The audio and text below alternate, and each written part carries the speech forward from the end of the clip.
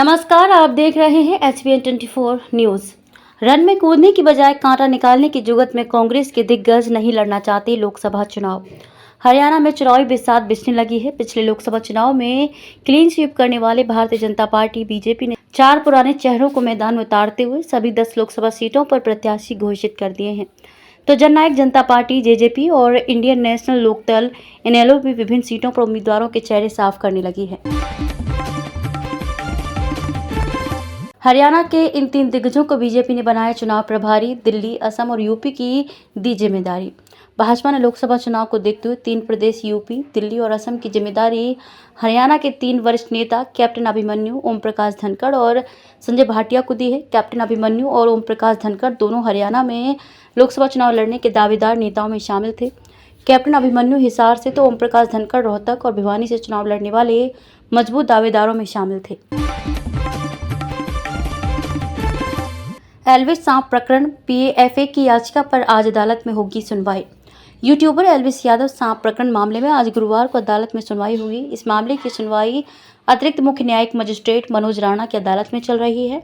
इस मामले में 5 मार्च को सुनवाई से पहले ही याचिकाकर्ता सौरभ गुप्ता ने नफे सिंह राठी और सिद्धू मूसेवाला की तरह हमला होने की आशंका पर लंबी तारीख और सुरक्षा के लिए अदालत को पत्र लिखा था। बेटे नवीन के बाद देश की सबसे अमीर महिला सावित्री जिंदल ने भी छोड़ी कांग्रेस, आज थामेंगी कमल।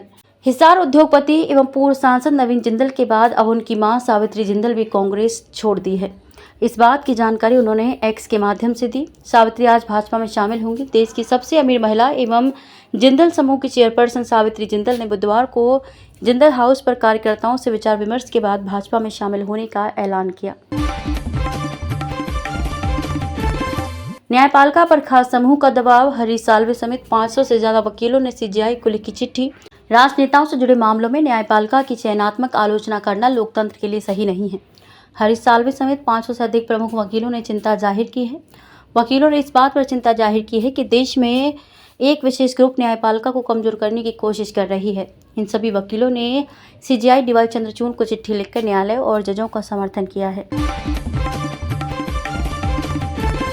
केंद्र सरकार ने नागालैंड के 8 जिलों और 21 पुलिस स्टेशनों को घोषित किया अशांत। 6 महीने के लिए बढ़ाया AFSPA।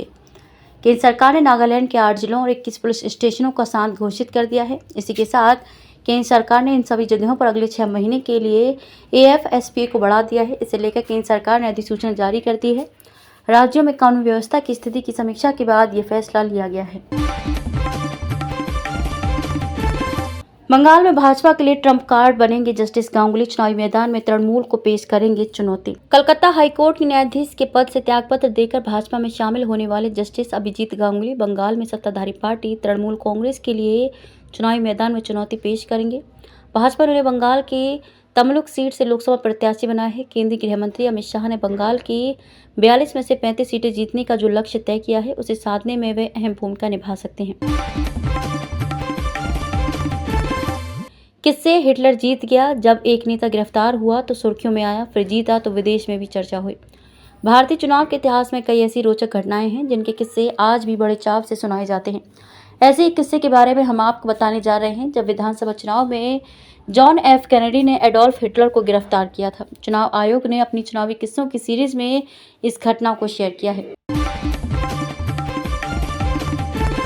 क्या 2 खेमों में बट गई MI। रोहित और हार्दिक के बीच सब कुछ ठीक नहीं। कप्तानी की वजह से डूब रही मुंबई की नैया। सनराइजर्स हैदराबाद से मुंबई इंडियंस को मिली हार के बाद हार्दिक पांड्या की कप्तानी पर सवाल उठ रहे हैं।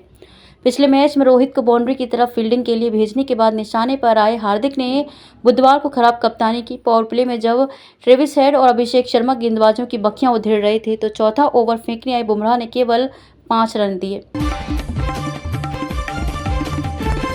यशस्वी जायसवाल को बनाए कप्तान। इस ड्रीम 11 को चुनकर आजमाए किस्मत और हो जाए मालामाल।